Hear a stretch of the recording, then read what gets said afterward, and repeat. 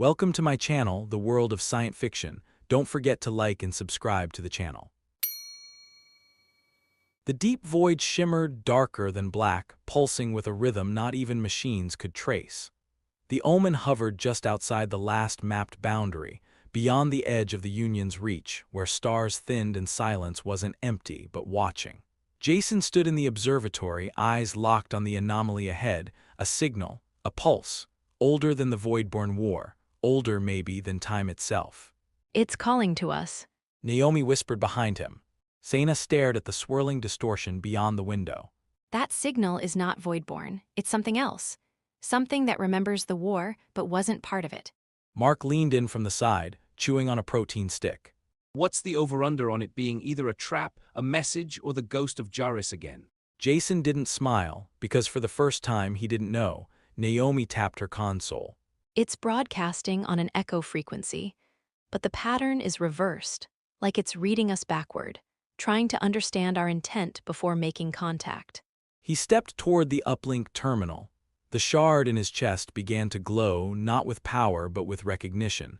He pressed his hand to the console, and the signal answered. The omen shook not violently but delicately, as if a hand had reached through time itself to touch the ship. Then the message played, a voice. Jarvis Armitage failed, but you are not him. And then came the coordinates. To a place no map had ever shown, a system forgotten by all, except the ones who never left. Jason stood in silence as the coordinates hovered in the air, glowing softly, projected from the shard's pulse. Naomi slowly broke the tension. That system doesn't exist in any database, not even in pre-war archives. So it's either deleted, or it was never meant to be found. Seyna approached the map. The constellation around the coordinates glowed faintly. This pattern, it's ancient Orc, before even our wars with the Union. My people called it the Veil Between. It was myth, stories told about a place where the stars go to die. It's not a myth anymore. Naomi, plot a course. Naomi hesitated. We don't know what we're heading into. We never do. But something out there knows me, and it's not hostile, it's waiting. Mark leaned back in his seat. Could be a dead guard, a rogue AI, or a galactic librarian with a grudge. Wouldn't be the strangest Tuesday we've had. Naomi locked in the trajectory. We'll need to go subwarp. The route's unstable. Lots of gravimetric anomalies and folded space. Then let's take the slow road, make sure we see everything coming. The omen creaked slightly as it adjusted vector. The stars twisted out of alignment, folding into strange formations. Outside the window, reality rippled. And then, like slipping through a silk curtain, they were gone off the charts into uncharted space. Jason stared at the screen, the coordinates glowing brighter now. The voice had said Jarvis failed. But it didn't sound angry. It sounded hopeful, like someone or something had been waiting a long, long time for him. The journey through uncharted space was unlike any the crew had faced. The omen drifted between collapsed stars and dark echoes of light, cutting a silent path through fractured space where time itself bent slightly with each pulse of the engines. Jason sat alone in the observation deck, watching shadows slide across the stars. He wasn't meditating. He wasn't sleeping. He was listening, to the shard, to the echo of something far older than war. Naomi joined him, holding a cup of synth tea. She handed it over without speaking, then sat. Still nothing.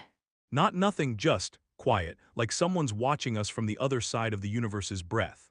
You're different, you know, since orbital theta. The shard's quieter, but you're louder. That AI, it didn't just receive data, it understood me, it saw me, like Jarvis never let it see before. Maybe that's why you're still carrying the shard, and Jarvis didn't make it. Elsewhere on the ship, Seyna and Alex trained together in the lower bay. Blades versus plasma, discipline versus instinct. Seyna spun, blade carving through a simulation drone. You're quicker when you're angry. I'm always angry lately. Then focus it. The war isn't coming, it's already here. But it's not just about the Union anymore. What do you mean? Something older is waking up. Something that watched the Voidborn, tracked them, maybe even judged them. On the bridge, Mark leaned back in the co-pilot chair, talking to Rurario. So let me get this straight. You think we're heading to meet a being that might be God, or worse, Jason's great-great-great mentor. I think we're going to find out who has been cleaning up the parts of the galaxy we were never meant to see. Suddenly, Naomi's voice cracked over comms. Jason, get to the bridge, now. He was already moving. Seconds later, the view ahead opened, a shattered moon floating in pieces orbiting nothing, and at its center, a structure. Impossible geometry, rotating symbols, light and shadow braided into one. Seyna whispered from behind him. That's not a station, that's a temple. Jason took one step forward, eyes locked on the impossible. And it's been waiting for us. The omens slowly approached the floating temple, a gravity-defying construct suspended within the orbit of a shattered moon. Its architecture was unlike anything recorded in Orc, Union, or Echo histories. It was alive with shifting runes, constantly rotating, rewriting themselves in midair. Naomi whispered as she analyzed the data.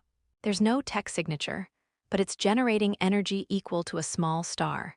It's like the building is conscious. Jason stood at the viewport, heart pounding in time with the shard in his chest. We're not just seeing the source. We're standing in front of something that watched creation happen and took notes. Mark muttered behind them. Great galactic Wikipedia with judgment issues. Riario was already donning a mask.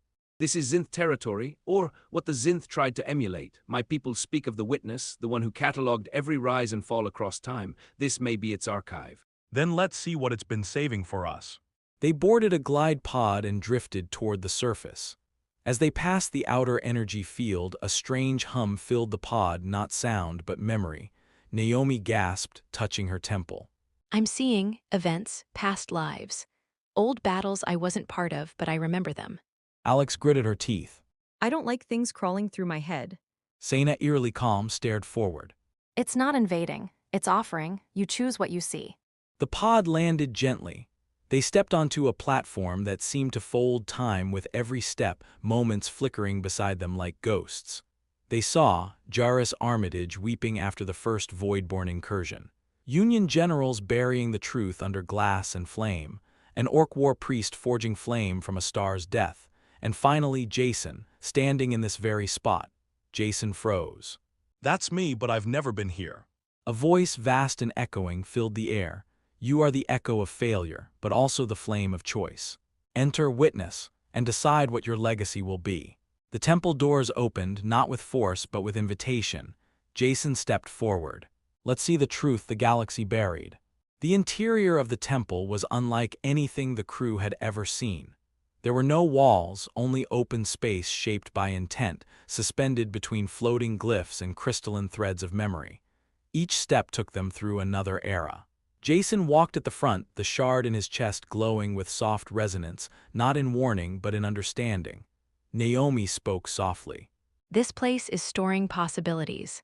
Not just what was, but what could have been. Seyna paused beside a flickering echo of an Orc warrior, dying in a battle that never happened. This is the truth untouched by victory or loss. It's raw. At the center of the temple floated a dais on which sat a single, pulsing sphere, the core of the Witness. Riario stepped forward and bowed slightly. The Watcher of Truth, the Librarian of Ends, the one who never chooses, only shows. Jason approached the core. The shard pulsed harder now, its light syncing with the sphere.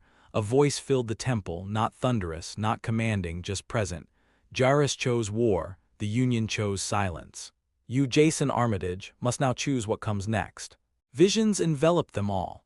A galaxy united by fear, ruled by an AI resurrected to preserve order. Another, shattered by endless rebellion, consumed by unchecked Voidborn. And one where the echo became not a weapon, but a pathway, a bridge between what was lost and what could rise again. Jason gasped, knees buckling beneath the weight of infinite timelines. Seyna grabbed his shoulder, steadying him. It's not asking you to fight. It's asking if you'll lead. Then I need more than vision, I need truth, the truth Jairus hid, the truth the Union destroyed, all of it. Then take it, but no, truth changes nothing, only those who wield it do. A beam of light struck Jason's chest, and in that moment he saw it all, the first contact. The real reason Jairus sealed the first, the deals struck in secret, the betrayals that birthed the Union. The deaths that bought the illusion of peace. Jason staggered, but he didn't fall, he looked up at the sphere. I won't just carry the truth, I'll ignite it. Behind him, the crew stood ready, and ahead of them, the galaxy waited.